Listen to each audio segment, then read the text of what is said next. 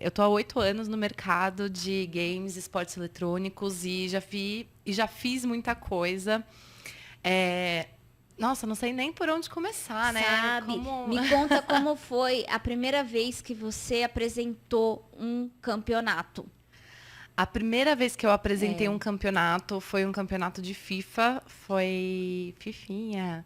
Se eu não me engano, foi a WSG que teve aqui no Brasil em 2017, mas eu não tenho certeza porque foi diretamente organizado pela Webidia, né, que é um lugar que a gente inclusive trabalhou juntas. Sim, é uma empresa francesa, gente, que cuida do Adoro Cinema. Higiene, tudo Higiene. gostoso. Tem sites de ciência, né? De saúde. E aí tem tantas coisas. Enfim, é isso. Opa, chegou a Opa! cachaça. Ai, que delícia, gente. Aqui, ó. Ah, Aqui pra você. maravilhosa. Obrigada, amiga. Não, convidada. Saúde. Saúde. Então, Me conta, porque foi. era Versus. Era do Versus? Não era do Versus, assim, porque o que acontece? Quando a gente fala sobre campeonatos hoje em dia, é uma coisa que é muito legal da gente pensar, né?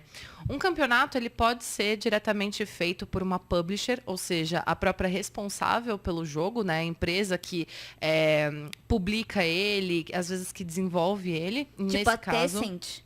isso. A Tencent, no caso, ela tem Garena, por exemplo, e a Garena tem o Free Fire, que faz os campeonatos próprios do Free Fire no celular. Mas, por exemplo, também tem campeonatos de Free Fire que não são feitos pela Garena.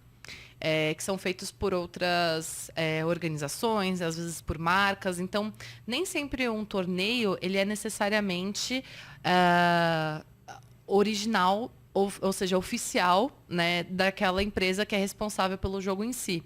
Então, tudo depende de como é o ecossistema do jogo, de como que é a iniciativa daquele campeonato, torneio. Mas como que faz quando é no caso do PUBG e do Free Fire, que é um jogo mobile? Como eles fizeram, você acompanhou isso? Eles foram para o computador, né? Sim, o Free Fire é muito interessante a gente levantar isso, porque no caso do PUBG, a gente tem as competições oficiais, tanto do PUBG Mobile quanto do PUBG para PC. Isso é bem interessante de notar, né? Que eles são responsáveis, eles têm tudo oficial. Já no Free Fire, meus amores, a coisa é diferente. Por quê? O Frifas, a Garena, ela tem um campeonato oficial de celular, mas o emulador, que aí é jogado no PC, ele não tem ali um campeonato necessariamente oficial. É a NFA, que é separada, por assim dizer, da Garena.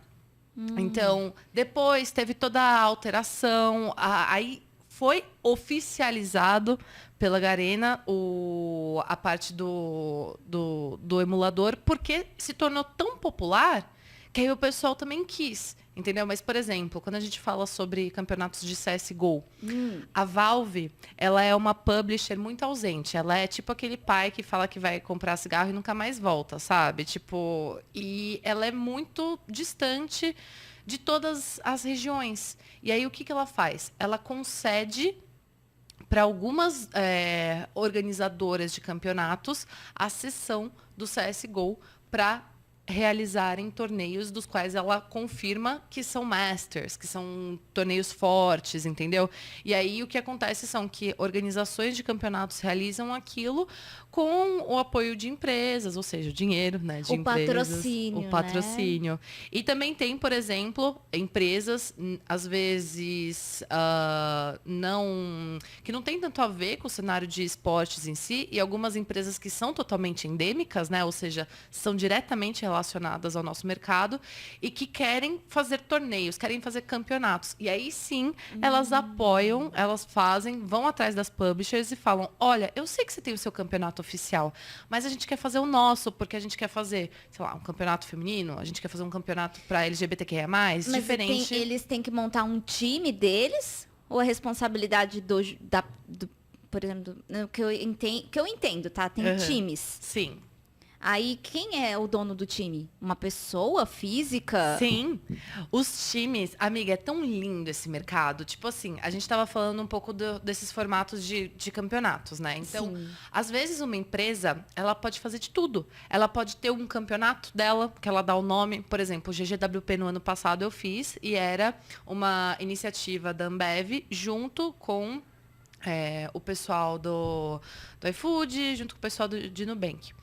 E eles poderiam também ter um time deles e, sei lá, tipo, entrar no CBLOL, que é o Campeonato Brasileiro de League of Legends. E é muito doido a gente ver todo esse ecossistema. Hoje em dia, nós temos torneios milionários, nós temos jogadores que recebem muito por mês, nós temos times que são, assim, Nobru. famosíssimos. O Nobru, menina, o quanto que o Nobru recebe por mês não é brincadeira.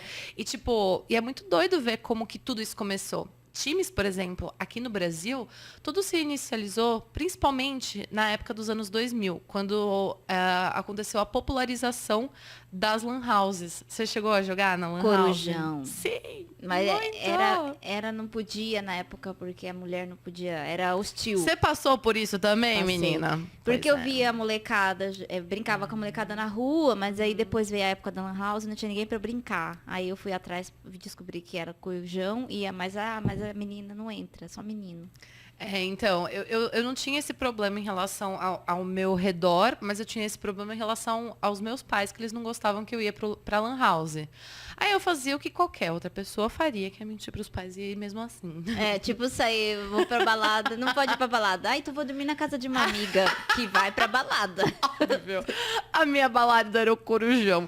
Mas, então, assim, os times, eles começaram nessa época das lan houses, porque as pessoas que mais, assim, se destacavam nos jogos, mandavam muito bem, elas ganhavam horas extras nas lan houses. Por quê? Porque aí eles formavam um time, e aí esse time ia representar a lan house em campeonatos de bairro. Não acredito. Juro, aqui em São Paulo teve muito disso. Tipo, tanto que as duas primeiras, por assim dizer, né? Uma das, por assim dizer, porque teve muitas, mas a Pen Gaming e a CNB são duas organizações que vieram das lan houses. Não acredito. Juro, elas tinham o nome da lan house. Que história. É tipo, raiz mesmo essa história. É roots. Super, super. Tipo, vieram da Lan House. Eu nunca imaginei. E, assim, todos os jogadores que tem hoje em dia, pelo menos de CS, eles também viveram essa época de Lan House, sabe? E faz todo sentido. E é muito doido ver que naquela época o prêmio, quando tinha, eram, sei lá, periféricos, sabe? Tipo um mouse, uau, um fone, uau, entendeu? E na época era muito já, era tipo, nossa, a gente tem que dar o sangue porque tem um mouse de... Meu Deus! Sim, e aí ver como tá hoje, né? Eu vi um documentário na Netflix, era de LOL. Era o Explicando ou era aquele que explicava sobre os eventos e aí mostrou como que era? O primeiro do LOL, eu não lembro, mas era sobre LOL. Sei. CBLOL, que mostrou os caras fazendo o primeiro que foi, deu problema lá na internet dos caras. Você chegou a ver isso? Foi muito engraçado. Que o primeiro campeonato de LOL deu problema, aí os cara do LOL mesmo.